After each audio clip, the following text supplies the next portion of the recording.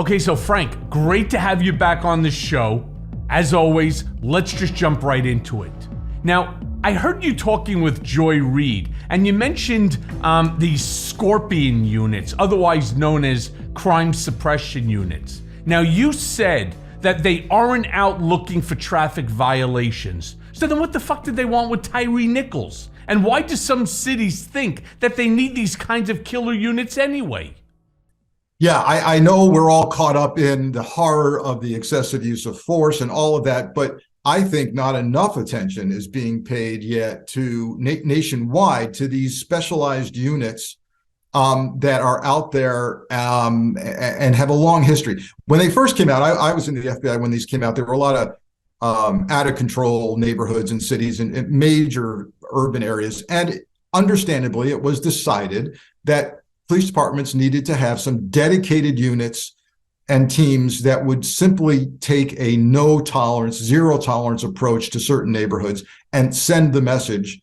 We're not going to tolerate any crime here. And if you even thinking about it, we're right here.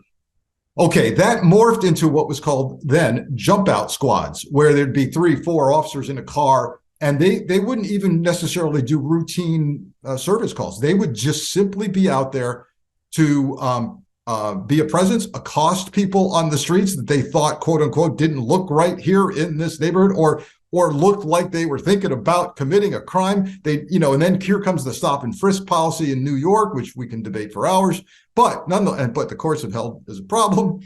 But here's the problem. Often on these units, they would be given this license, like, hey, you guys are the tough guys, be aggressive, be proactive. And they started to see crime rate go down, right? Because people were actually afraid to walk the streets because they might get stopped. So, and right. Worse. So now we have these units all over the country, often with little or no supervision. And the simple mission for them is, they're told, get the crime rate down and don't let people feel comfortable thinking about doing a crime. Well, if it's no rules, right, you can see the abuse that immediately happens. And we saw it play out on video, no question. So when I said these units aren't out looking for traffic violations, and it's clearly the defense here that you're going to see these officers in Memphis take is, hey, we saw reckless driving. Well, you know what? The chief of police already said they have no evidence that there was a valid traffic stop here. So what were they doing? This is part of, and unless it comes out that there's a personal beef, there's all kinds of rumors. The guy cut me off. He's dating my ex-girlfriend. Who knows? But who knows? I know, generally speaking, with these units across the country, it is an aggressive, no reason necessary, make something up if you have to, pull the car over at night because you want to send a message. And boy, did they send a message. Immediately, you saw them pull this kid out. I say kid, 29 years old, I think. Pull him out of the vehicle. There's no semblance of police work. When I look at this through a tactical perspective, right? Mm-hmm. I've pulled people out of cars before, but there's a way to do it. And if you're going to claim that someone's resisting, which we heard, well, inevitably we're going to hear this, right? Resisting what? So it's not you're beating him up for no apparent reason. You're telling him to get on the ground. He is on the ground. You're not giving proper commands. Prone out, get on your belly, hands out, palms up. None of that is being heard. And then with regard to so-called resistance, you're beating the crap out of him. And that goes against all training. Punching someone in the head hurts. Including when their hands are cuffed behind their back. Yeah, stand them up. That's right. Stand them up. Right. My point with this, and I took some heat for saying, hey, this wasn't the proper restraint technique, because there was a BLM activist on Joy Reid with me, and she went, well, I'm offended that you're even applying that a black man needed to be controlled. No, that wasn't my point. My point was to counter the inevitable defense of these officers when they say he was resisting and we were using proper police techniques to. No, you weren't. No, you were not using proper techniques. Who taught you how to punch somebody in the head? No, nobody. Who taught you how to kick somebody in the upper body? Nobody. So that defense is going to fail. And it's the larger question for me of these special units. Call them Scorpion, call them whatever you want, any scary name that some cop thought up in a bar one night. But the problem is they often get excessive and out of control. Yeah, well, look, as far as I'm concerned, and I've said this before and I say it again, I'm a fan of the blue. I back blue every day and twice on Sunday. All right? I just do. I thank them when I see them for doing what they do. I will personally, if I don't care if it's like a parade or something going on, I will thank every single one of them. My wife is like, we're never going to get to where we're going. I don't care, right? I truly thank them. I do the same thing. I thank them for their service. I thank them for putting their ass on the line for us every single day. And the bad part is that, you remember there was that movie with Crazy Joe, who was the principal in that school. I think it was like Stand By Me, the movie. And he made a statement once, and it was something like, one bad apple spoils the bunch. Right. But what about a half a dozen? Yep. Rotten to the fucking core. That's what you have here. You don't have problems with blue in general. You have a problem with a handful of people. I don't care what anybody says. You have 5 guys on a 150-pound, 6'3" guy with Crohn's disease. All right. First of all, I don't know how he managed to slip away from 5 of them, getting kicked in the head, getting punched in the face. Right. And please understand out there, I do not mean at all what you see me smiling and laughing. It's me saying these guys are, not only are they dangerous and criminal and they need to go to prison, these cops, but they're embarrassments as physical, trained police officers. This guy ran away from them. And they were winded. Again, I'm sorry if I'm but these tough big guys, right, who are going to say he was resisting. You're out of breath. You're out of breath. It was amazing to me. I was seeing it. I was saying to myself, he reminds me of Mark Breland, right? That tall, lanky, 150-pound guy. But that's when Mark Breland was like 15, 16 years old. This guy gets away from 5 guys, each one weighing at least 200 plus. These were not small guys. Again, amazing to me. Again, I would assert that is further evidence that this was never valid police work, right? If you've got 5 cops, and you're doing valid police work, those numbers, those odds are what's recommended in the manual. 5-1 is a safe arrest, right? So this tells me nobody was particularly interested in executing an arrest. Nobody, right? They were interested in punching and kicking and doing Lord knows what. All of this points to the fact that they're going to fail miserably in court with any defense. And so they should. They should. Now, I want to throw a couple of statistics at you because, listen, your history, your knowledge is right on target for this exact type of situation. Scorpion, just so that my listeners remember, is an acronym for Street Crimes Operation to Restore Peace in Our Neighborhoods. That's a tough fucking name in and of itself, right? Why don't you just call them the Goon Squad?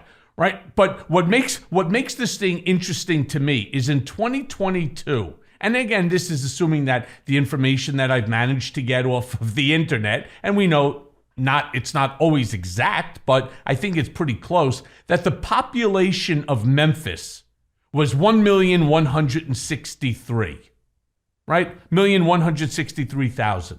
That's what the population was. And that the homicide rate for the year of 2022 was 263. As a professional, would you turn around and would you say that that's a good statistic? Right? Is Scorpion doing their job? Would the number have been substantially higher? What's your thoughts on this? Because I'm just trying. Look, I'm a numbers guy. I've always been a numbers guy. Yeah, me too. I'm trying to figure out whether or not that, as a result of the actions of these 5 officers plus a few others that were involved, whether it was EMT and so on, who are all going to now be removed, but the disbanding of the Scorpion unit in Memphis. Do you think in 2023 we're going to see more than 263 homicides? Great question, because I do like data, just like yourself. Those numbers are troubling for that size city. I would love to see the success rate of Scorpion, right? The fact that the chief permanently disbanded it almost immediately. tells me this, she can't defend it. She can't say, oh, wait a minute, the success rate here is astounding. The crime rate has dropped like a rock. The crime rate seems to be generated by the cops in this unit. They're the ones causing the crime rate to go up because they're getting arrested. One of the things, you can say what you want about NYPD, and they have their issues, but boy, they were one of the first major cities to implement what they called at the time power track, and it has many versions, but it's to simplify it, it's like this. It's accountability for precinct commanders, sergeants, captains, and chiefs, right, throughout the organization, where there is a rigorous and grueling briefing that occurs regularly, and you've got to answer for the crime rate increase in your district, your precinct, your neighborhood, and why it's gone up or down, what you're doing. You've got to have data and answers. We actually took that on in the FBI. We implemented NYPD's power track system. We called it something else, but it was about every field office leader having to, in front of the director and all the senior management on a video conference on a regular basis, having to say, sir, this is my crime problem. This is how I've addressed it. These are my numbers, right? And I mean down to the nitty gritty detail. And NYPD those sessions would be also grueling and sometimes comical, because one precinct guy would say, my car theft rate has dropped like a rock based on the following procedures we've implemented. And then the guy next door in the next precinct will go, well, they all moved into my precinct because my rate's gone. Right. But it's that kind of data, Michael, that you've got to articulate. If you're going to put these specialized units on the street, you've got to prove that they work. And what I like is a more targeted approach, a car theft unit, a scams unit, a guns unit. I don't like this idea of, hey, you guys take over this neighborhood and beat people up. That seems to me to be really not a focused approach. Yeah. I mean, the whole thing just seems odd to me. And obviously more information will come out, because I don't care what anybody said. It reminds me of like a mob movie. It reminds me of The Godfather, right? After, what the heck was his name? Hits Talia Shire. And what's his name? Sonny is beating up whatever the hell his name was, right? And he turns around and he tells the other guy, stand him up. Stand him up so that you could do what? Punch him in the fucking face and knock him down. I mean, it wasn't just one shot. It was 2 or 3 shots right to the face. Listen, I don't care what anybody says. This kid is tough. I mean, he was tough, Tyree. The fact that he was able to get away from the fight, the fact that after they got him the second time, that they handcuffed him, they stood him up, they beat the piss out of him. I think also that one of the reasons they were so angry, there was one guy who was just furious, livid. I mean, what anger management that this guy needs to attend. How many sessions? I have no idea. But I think as a result, when they were pepper spraying him, I know that he got pepper sprayed by his partner because the wind blew it back into his face and he was pissed, right? Training, I've seen some training videos. And in the training video, what they do is they take the police officer and they have obviously somebody standing behind them and they pepper spray them so that they can get the feel, and then they have to feel around. Tell me about it. I've never been pepper sprayed. Been there, done that. Got pepper sprayed in the FBI Academy. Absolutely. You got to know what you're doing. Got to think about some things there, and that you can survive after you've been done. Yes, you're right. Tyree got pepper sprayed. I think he got tased. He got beaten. Yeah, he is a tough kid. But the whole point here is, I'm going to go beyond training with this, and I've done this before, right? It's the recruitment. It's who we're getting in the pipeline. And as you started this conversation with, Michael, all of this horrible conduct makes it even harder to get the police force we actually want and need, because the reputation is horrible. So good people, good young people who say, I actually think I can do this differently. Police departments who, by the way, there are police departments. I said this with Joy Reid. There are police departments who are getting this right. I can name some for you, but the recruitment process is totally different than you'd imagine. The community is picking the officers. The interviews and panel interviews with citizens and activists is astounding. You've got to demonstrate that you have a diversity, an affinity for diverse friends, and they make you really prove yourself in the process, and that's expensive, right? And that takes people saying, I want to do that. We aren't getting that. The gross understaffing is horrible. Memphis is down by, like, I heard something like 400 officers or some ridiculous number. Yeah, well, look, I wouldn't want to be an officer there right now. I mean, obviously they're despised by the community. I don't care unless you're an absolute racist. You could not have watched that and turned around and had any sympathy for the officers in terms of what sort of punishment that they're going to get. I mean, when I watched that young boy calling for his mom and then his mom sort of reflecting upon it, I'm not too proud to say I had tears rolling down my eyes. Yeah, I did. Yeah, well, my heart broke for that. This boy ran to it. He was scared shitless. And here they are, just it's hard to even talk about. I'm almost sorry in one respect that I watched it, because it haunts me. You know, the fact and again, I don't want to, nor do I have any bad feelings towards police officers. I do not. I have bad feelings towards these police officers. Yeah. This is why, in terms of solutions, I totally support the George Floyd Police Reform Act, the notion that there would be a national database of bad cops that can't jump to another state or city. I've seen it happen. I saw it happen in Cleveland. The background was terrible. They just, didn't even bother looking. A bad cop ends up shooting Tamir Rice, and he had been, when they went and looked at his record in his previous police department, it said not suitable to be a police officer, period. That guy was hired by Cleveland Police Department. So national database, ending chokeholds, and of course this issue of qualified immunity. As Reverend Al, I think, said after this incident, he said, you know what?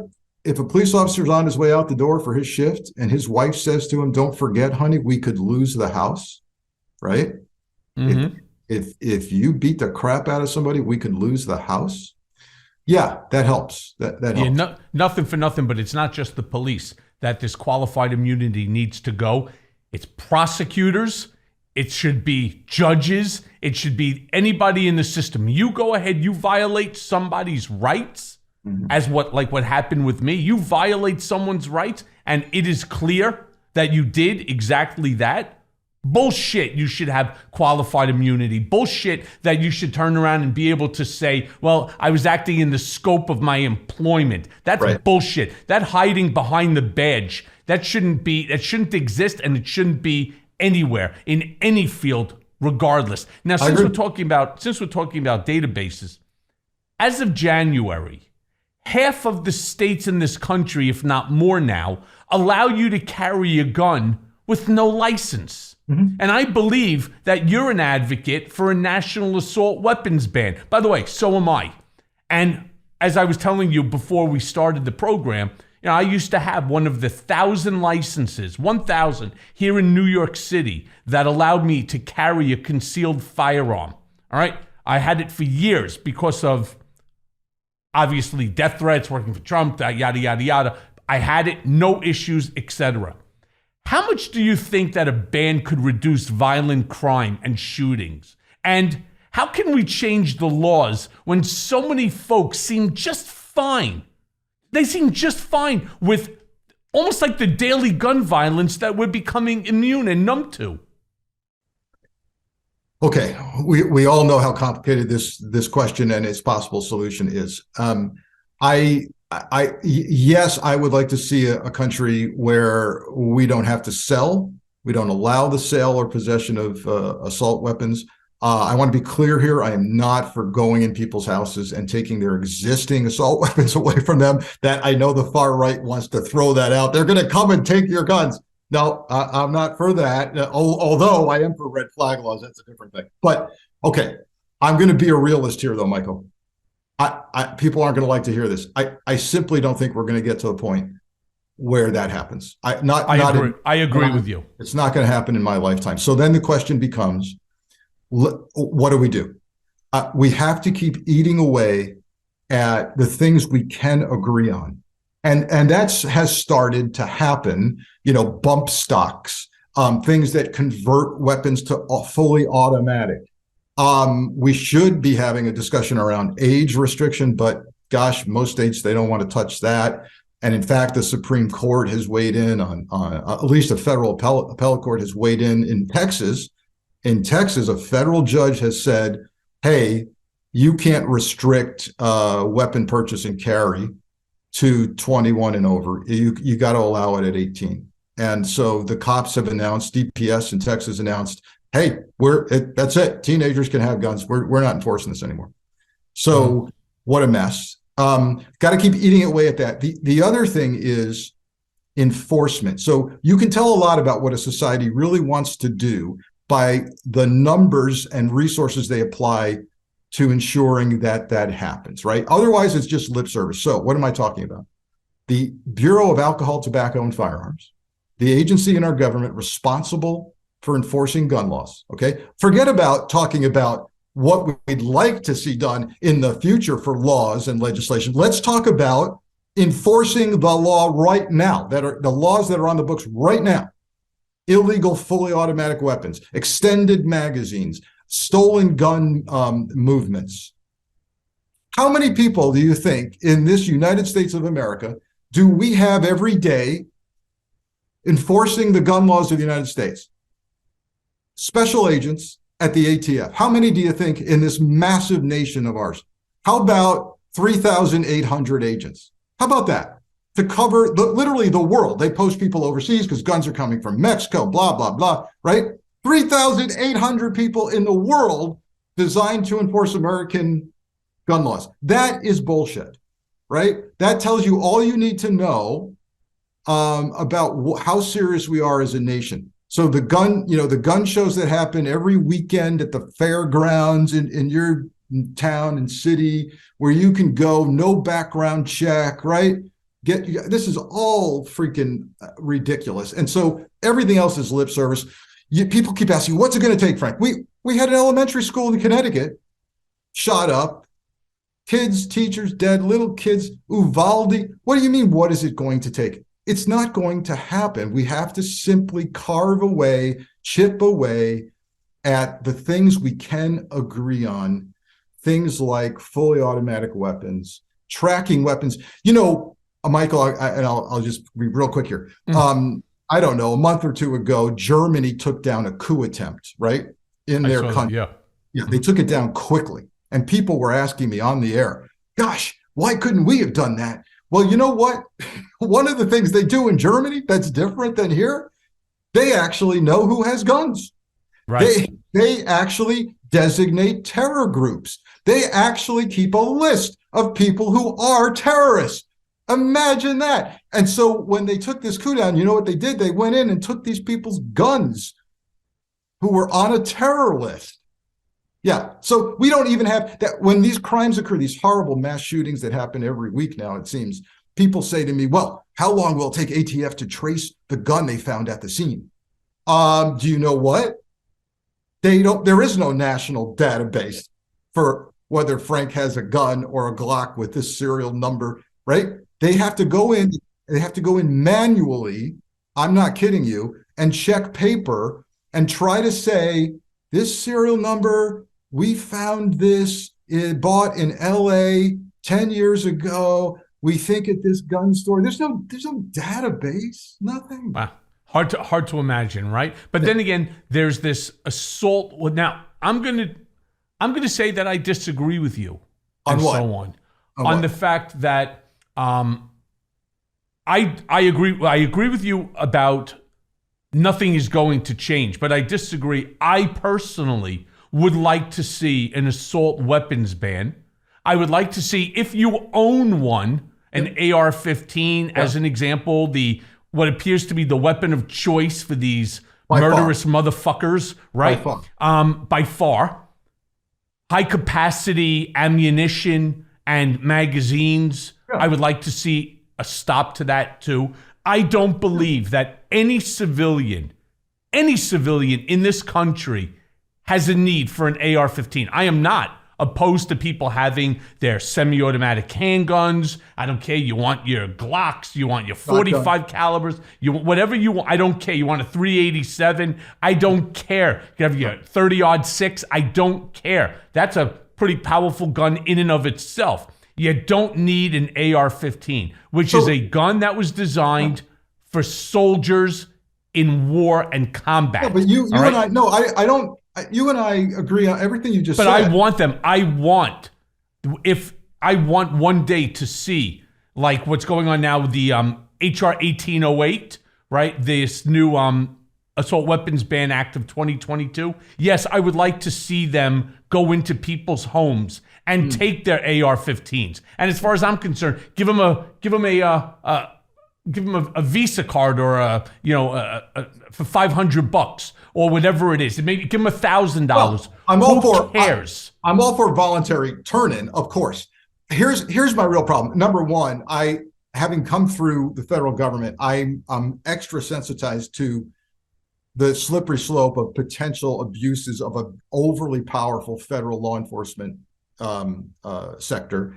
And more practically speaking, I get concerned that the bad vibe, perception, message that would send, right? Now, I'm, by the way, all for the everything you just said, the assault weapons ban, the extended handguns, all of that, full manufacturing ghost weapons, all of that. But going into somebody's house and the government seizing your weapons against your existing lawful weapons, not your weapons. Your only these assault. Your AR, your AR. Exactly. You got to start with somewhere. I just think, can I ask you this one, Frank? Can I ask you this one? What if hypothetically, instead, there's no transfer capability of these firearms? So therefore, after one generation, that's it. That serial number on that gun has to be buried. You wanted your gun during life? Now you could have it in death too. Bury the motherfucker with their AR-15. And I don't care. It makes no difference to me. You cannot sell it. You cannot transfer it. It's yours during the course of your life, and it needs to be either surrendered or buried with you. I can certainly live with that. Again, I think we're talking about a moot point. I agree. We're not going to get there. We're not going to get there. We got to keep going in other directions. Yeah, well, look, I'm not really sure that there are other directions. That's the problem. Yeah, okay, great. Ghost guns, technically illegal, right? Bump stocks now, illegal.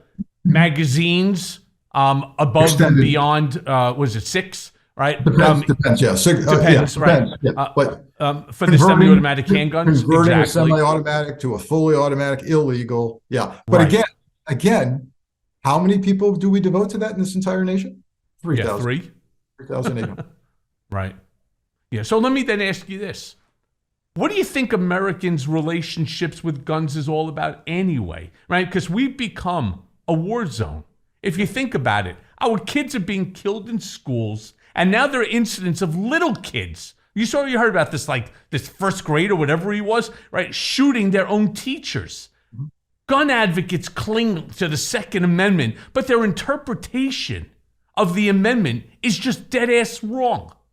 What's it going to take to change the hearts and minds of Americans when you're talking about there are more guns in America than there are Americans?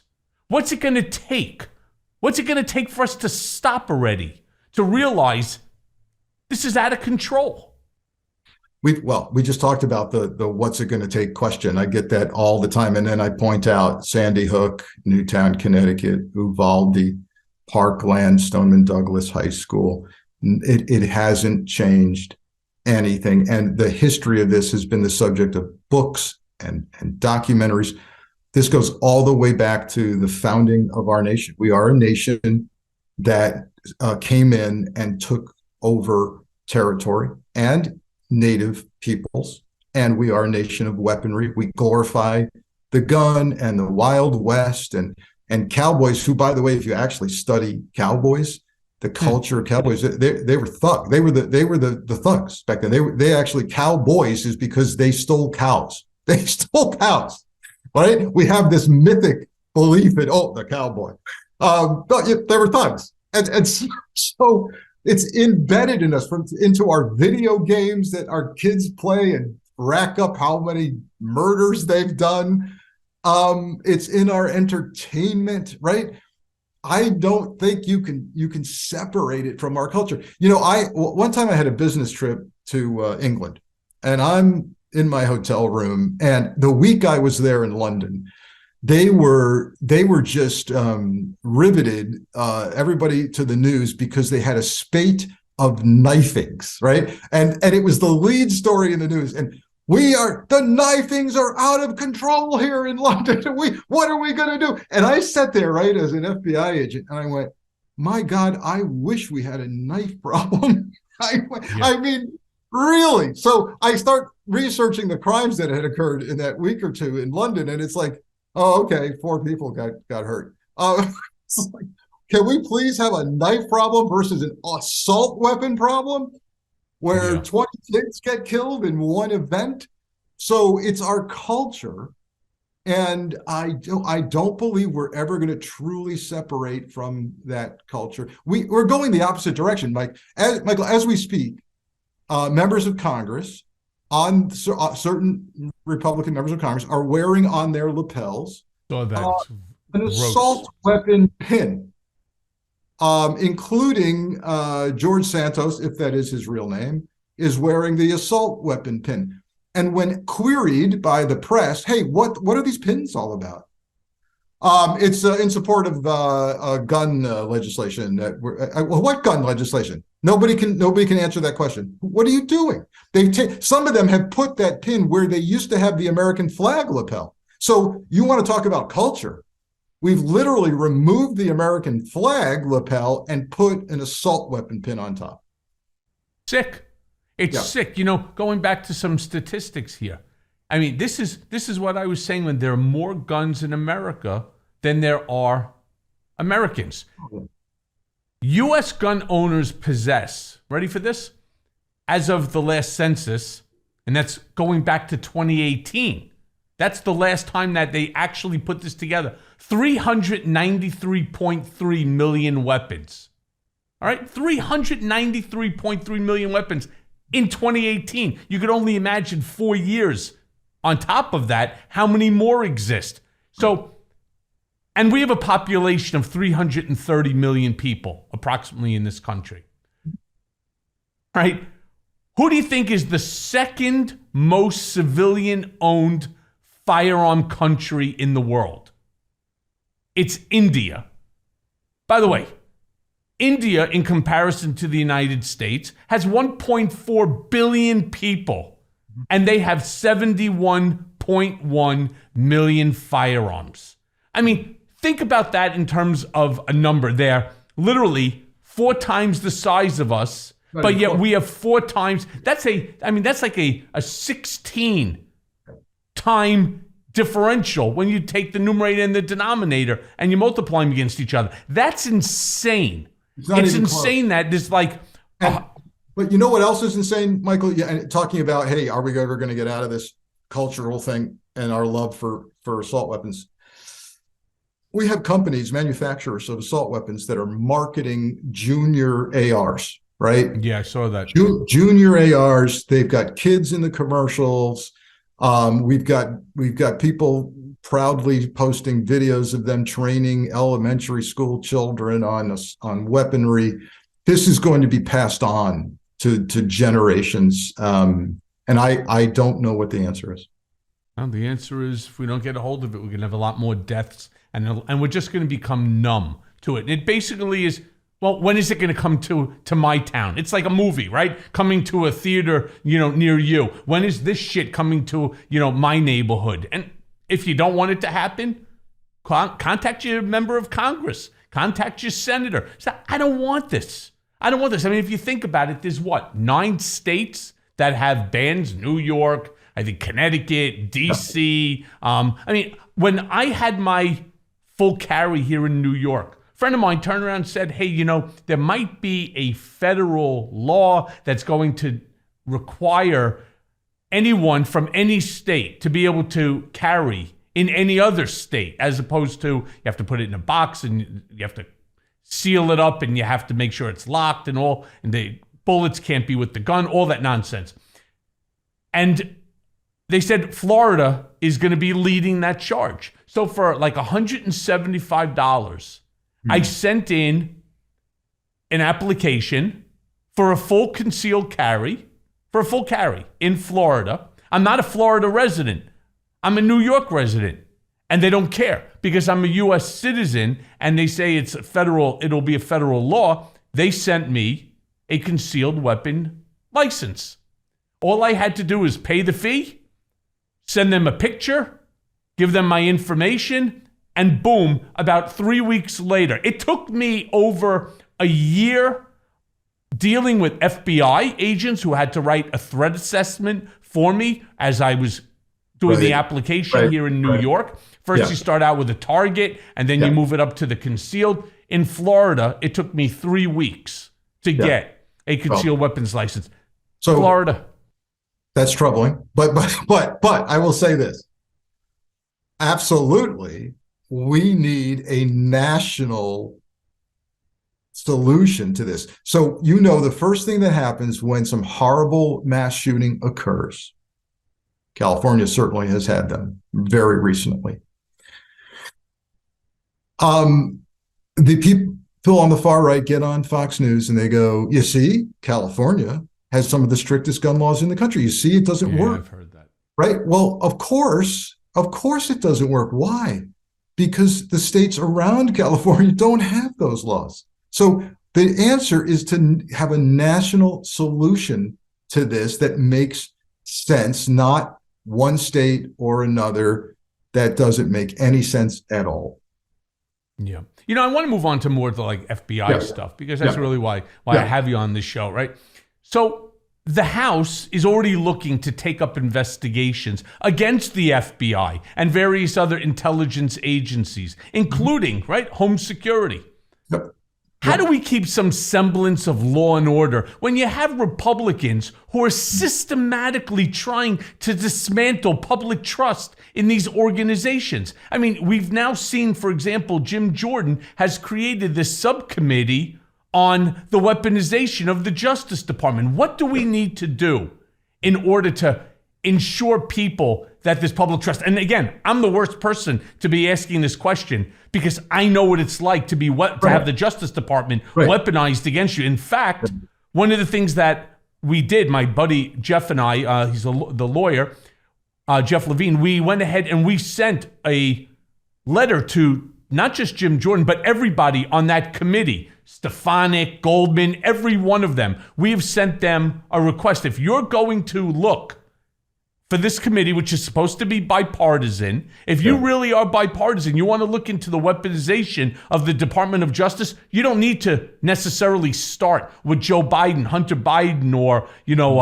whoever else that they want to go after, Nancy Pelosi, Adam Schiff, you don't need to look at them. So why don't you start with Michael Cohen? Mine started before them. What do we need to do, pal?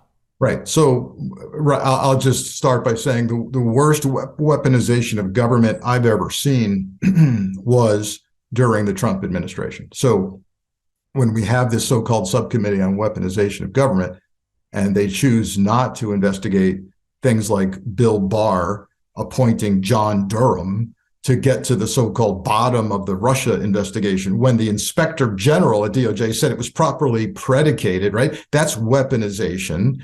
When Chad Wolf under Trump at DHS decided to put boots on the ground in cities with no authority and started thumping heads with federal agents.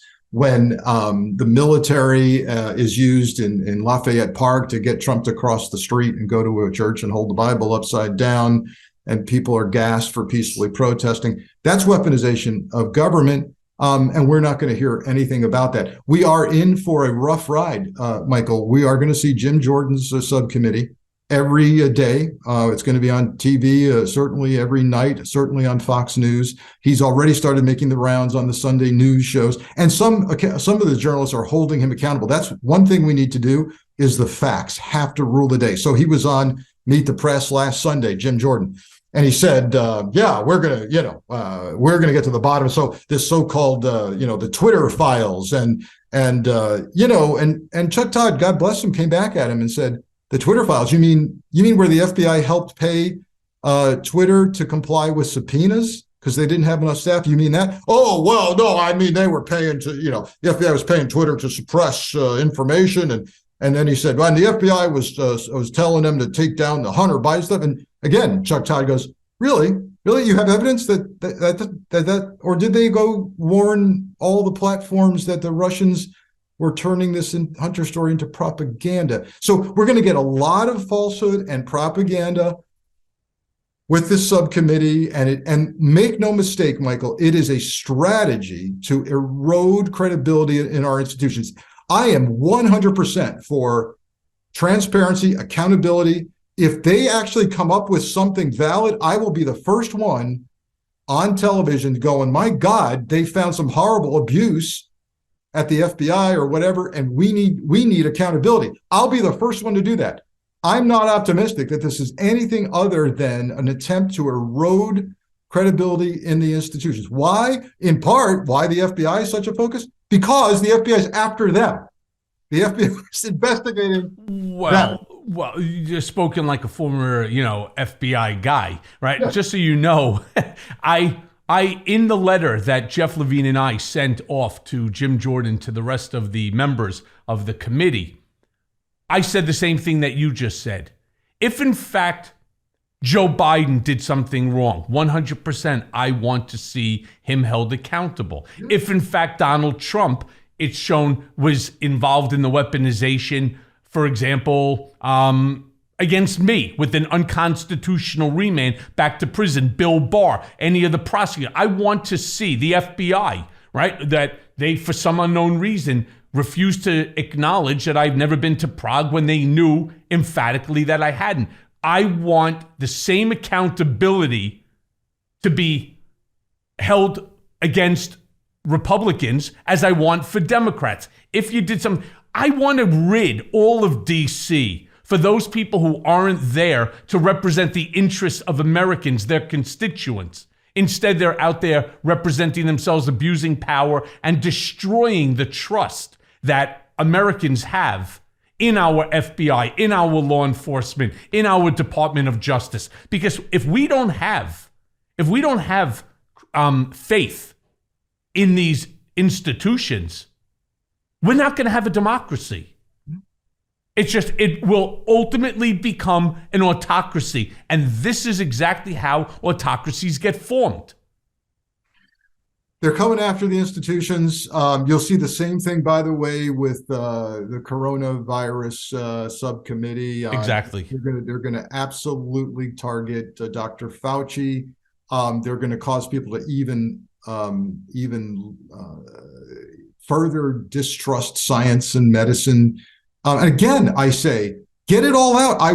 If there's fraud here, get it out. I want it. But I just don't see it happening when people state their sole intent is to, ruin a man or to impeach Mr. Mayorkas, the Secretary of Homeland Security, and there's already, paper being drawn up to impeach Mayorkas or Biden. Why? And, Kevin McCarthy so far has said in response to these impeachment things, we're not going to use impeachment for political purposes. Well, good. That means you're going to do it on high crimes and misdemeanors, as the Constitution says, and good luck with that. Good luck. Yeah, it's going to be a shit show. Every day for the next 2 years is going to be just a massive shit show. Now, Frank, you wrote the book on FBI ethics called The FBI Way.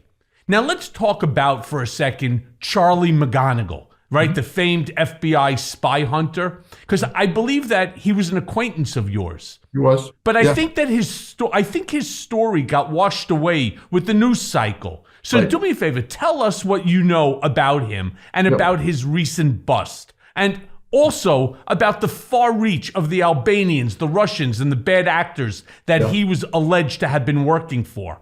Yeah. All right. So Charlie's path and my path intersected for 3 or 4 months when I was assistant director. So I'm aware enough of Charlie to tell you, without going into classified detail, that he worked some of the most sensitive cases and issues in the United States intelligence community. And then, after I retired, went on to become a senior executive and then ultimately to head counterintelligence at the largest FBI field office in the nation, New York. He's one of those people that you just would always pray to God doesn't go south on you, right? Because he's got a lot of secrets and has had access. What do I see so far in this arrest? And by the way, I fear that we haven't seen the whole story yet. I think there's more coming. I hope I'm wrong, but I think there's more coming, perhaps even more former agents involved and caught up in this. There's some hint of that already happening. Okay. Good news. This seems to happen every 20 years or so. We get a really, really bad, corrupt agent. Now, why do I say 20 years? About 22 years ago, a guy by the name of Robert Hansen was caught spying for the Russians. Now, he spied for 10 years, undetected, worked at FBI headquarters. A horrible story, so horrible that Hansen, the information he gave to the Russians led to, we believe, the death and execution of at least 10 people who had been working for Western interests. That's bad. That's true espionage, right? We don't yet see 22 years later, here we go with an affiliation between an executive at FBI and foreign powers, people associated with foreign powers.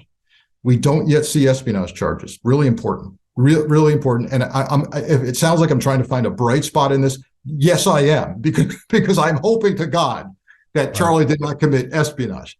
What he did allegedly commit in 2 separate indictments, one out of Washington, one out of New York, is while an active agent, while the head of counterintel at New York, he developed a relationship with an Albanian who was believed to be a former intelligence operative.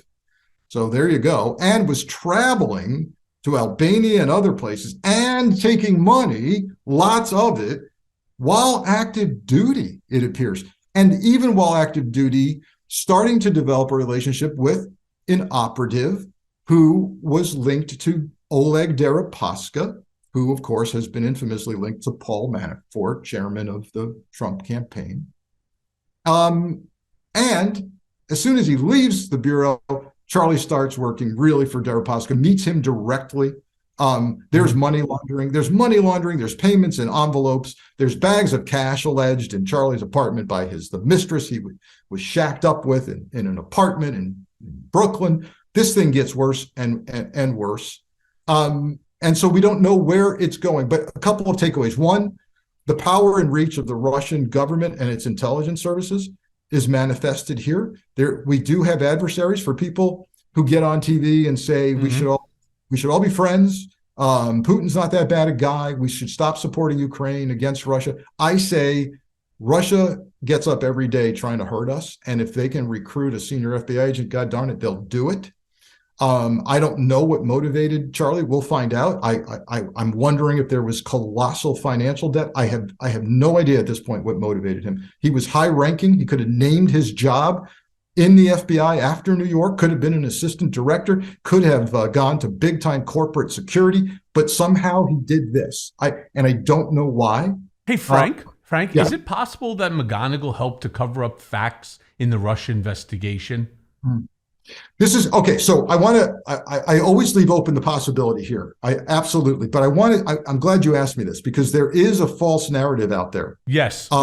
Right now that's really being exploited, not only by the far right to try and undermine the entire Trump-Russia investigation, but also I have to tell you, I'm seeing very sloppy journalism on the left as well here, by people I respect, some of whom I've reached out to and said, what are you doing? Excuse me, do you have a source? And can you attribute this statement that Charlie McGonigal somehow was leading the Trump-Russia investigation, the Crossfire Hurricane case? Where are you getting this from? Donald Trump posted it. The guy in charge of my investigation was working for the Russians. Where is this coming from? Because I can tell you, I have talked with the people really in charge of Crossfire Hurricane, and they have assured me, one actually had to think about the name McGonigal, like, what, who?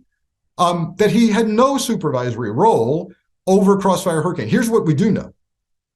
He was one of the agents who reported early on that Papadopoulos told the Australian ambassador in England that the Russians had dirt on Hillary Clinton. That was reported. At least one of those people reporting that information was Charlie. Did that help start Crossfire Hurricane? Allegedly, it did. He also had a bit part in supervising part of the Carter Page investigation. But the other nonsense that's out there is, well, Charlie was the source of the leak to the New York Times. The headline in October 16 or October 2nd or something, that said, FBI finds no link between Russia and Trump, something like that. That must have been Charlie. Well, guess what? If any journalist would just do some homework, they'd find out Charlie hadn't reported to New York yet. What they're doing is they're pulling a public announcement by the FBI saying Charlie McGonigal named to head, counterintel in New York, right? Mm-hmm. And they're going, oh, that announcement was dated October. Therefore, that must have been him. Well, again, no attribution, no sourcing.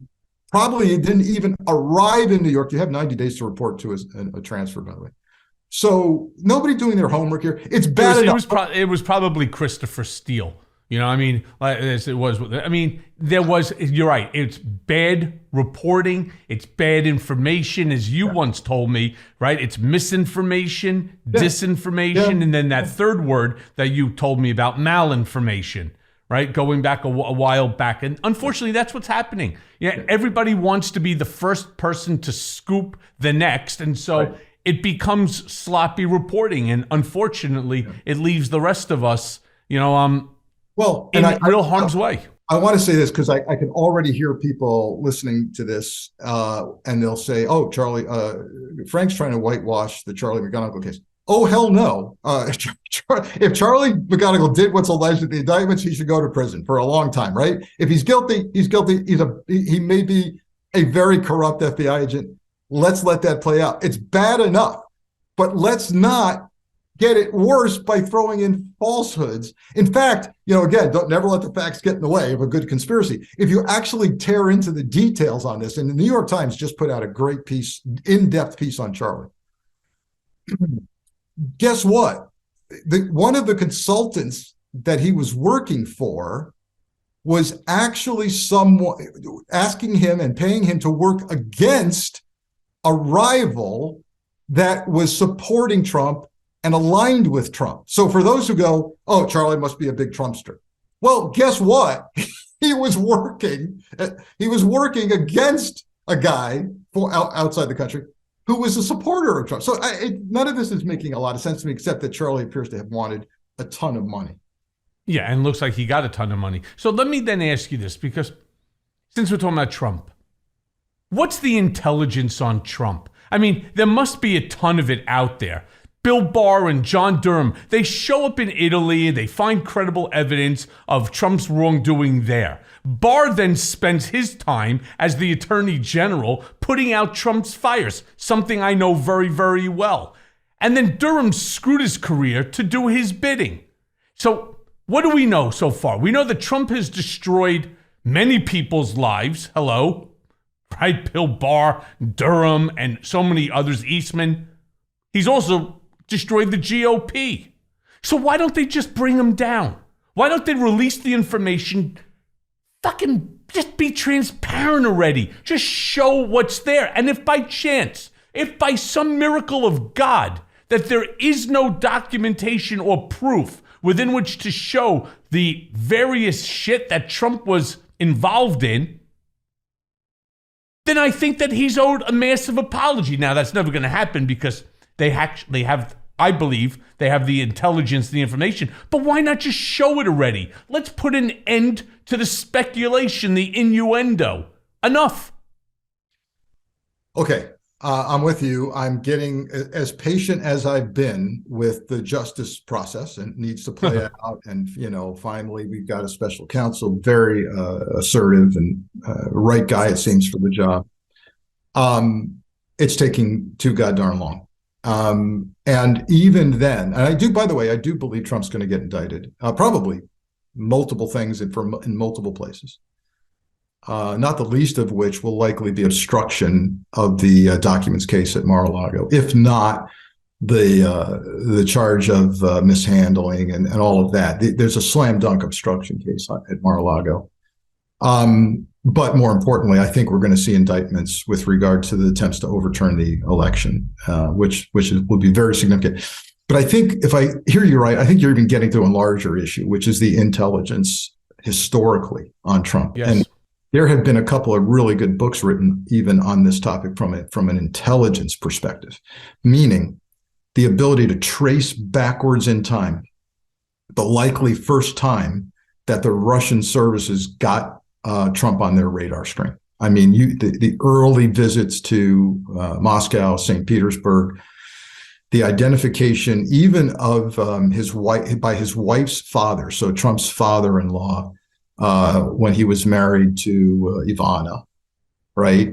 And the ties made to the intelligence services, whether it was the Czech services.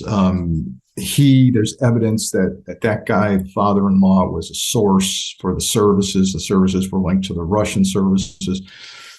They rolled out the red carpet for Trump when he visited, and they saw him early on as a player, someone who actually could not only be a great business tycoon, but also a powerful guy who could run for office. This was done very early. And by the way, not inconsistent with how the Russians operate. And these books, these authors go all the way back to a recruitment process. There's believe it or not, there's a alleged Russian front selling televisions in New York that ended up going into Trump hotels, Trump towers. You may know more about this than I do, Michael. But the case is there for the Russians really being interested in Trump very, very early on. Unfortunately, as you well know, the special counsel investigation run by Robert Mueller fell short of being a counterintelligence investigation. So yes, Mueller indicted 24 Russians. Yes, indeed. Yes, the Russians colluded to assist or try to assist Trump in the campaign. Yes, Manafort gave Kalimnik campaign inside data. Yes. But the goods on Trump, I got to tell you, I do get concerned about the degree to which the New York field office may not have fully explored early on with Trump the counterintelligence concerns. Those files may be out there somewhere. I get concerned that they may have gotten enamored with Trump. This happens in field offices, by the way. The powerful guy, who can contribute to the fund to help the widows and orphans, right? Trump was that guy. Trump was a guy who would, this, agent in trouble, officer in need, needs mortgage help, needs a funeral paid for, whatever. He would do stuff like that reportedly. And you can get enamored on a government salary in New York. When there's a millionaire inviting you to a ball game or helping out with a charity that you're, this is a problem. It's a problem. And I get concerned about it. So Frank, look, the hour goes by very quickly here on Mea Culpa. I have one last question for you, and it's a doozy. So everyone who's ever been in politics appears to have classified documents stashed away somewhere. Now, that's the narrative that's going out there. It's not exactly true. I'm sure there are people who haven't, but there are a lot of documents, right, that seem to be stashed somewhere they're not supposed to be. Yeah. But the system keeping these secret documents safe, there's no doubt in my mind, is broken. And I hold NARA responsible for it. And I still don't understand why, now that we have technology, why there should ever be anything top secret on a piece of paper. It should be on a tablet. As soon as that tablet goes past the front door of the White House, it automatically deletes, right? I mean, isn't that the way to do it? I have two questions on this. What can be done about that? And two, do you think that the discovery of the Biden and the Pence document screws up Jack Smith and the DOJ's investigation into the Trump Mar-a-Lago case? Yes. Okay. Great questions. And in fact, it sounds like you either have read my latest column for MSNBC, I have, or we think exactly alike. Either way, it's scary. But listen, yeah, it's broken. It's broken. So not only do something like 5 million Americans have a security clearance, which is ridiculous, but at the highest level, there appear to be no rules about walking out the door with classified information, boxing it up, intermingled, all of this nonsense. And in my column that I wrote, I said, look, this has to get better, right? And one of the things I talk about in the column is the Presidential Records Act. You mentioned NARA, the National Archives Records Administration. Right now, do you know the law for NARA, which I think was passed in like 1978, says that the National Archives actually don't control the documents or classified information at the White House until the president leaves office. Right. Then they step in and go, hey, we're here to help because actually those documents belong to us. So if you need any help, let us know. But we rely on you, Mr. President, Mr. Vice President, and your political staff, which often is some rather low-level administrative person who's stuck with trying to move out herself and find a new job and box up the boss's stuff, right? And hope to God she gets it right. We got to change the Presidential Records Act. It says that NARA doesn't get involved until the very end. And even then, it's a pretty please. Pretty please give us everything back. What I suggest in the column is that it's time to embed, if classified documents belong to us, the American people, not to a president, it's time to embed our representative in the record-keeping business, NARA, inside the White House. Yes. And have a full-time neutral person, a career professional at a fairly high level, by the way, controlling the documents, retention, management, all of that. You mentioned electronic docs. In the rest of the community, the days that I lived with it as an agent, where I'd have to courier, God help me, diplomatic pouch locked, I'd be walking to a meeting or getting on the metro in Washington and going to a meeting at the DNI or someplace, right? And I would just hope to God that I'm not going to get mugged and have to shoot somebody because I have a diplomatic pouch on, right? Those days are waning. It's all electronic today. Right. There's tablets that are highly encrypted. Yes. And so why aren't we doing this at the White House? Why is there paper here? So it can get fixed, but you know what? You get political. If you suggest, if you suggest to a president, hey, we should put somebody from NARA inside the White House to run your document management system, not some lackey that you picked, they'll get all bent out of shape. Oh, I don't want somebody in here looking at what I do, but that's the reality. The law is not sufficient. NARA needs to step up, take control of documents from day one. Yeah. Well, look, Frank, thank you for your time, your insight, your information, your service to this country, your continued service and care for the future of democracy. I thank you. I will be asking you to come back because there's so much bullshit that's going on, and we need people like you to lay it out raw and unfiltered. So I thank you for everything. Same to you, Michael. Always enjoy the discussions. Happy to come back. Stay well, stay safe. Thank you, my friend.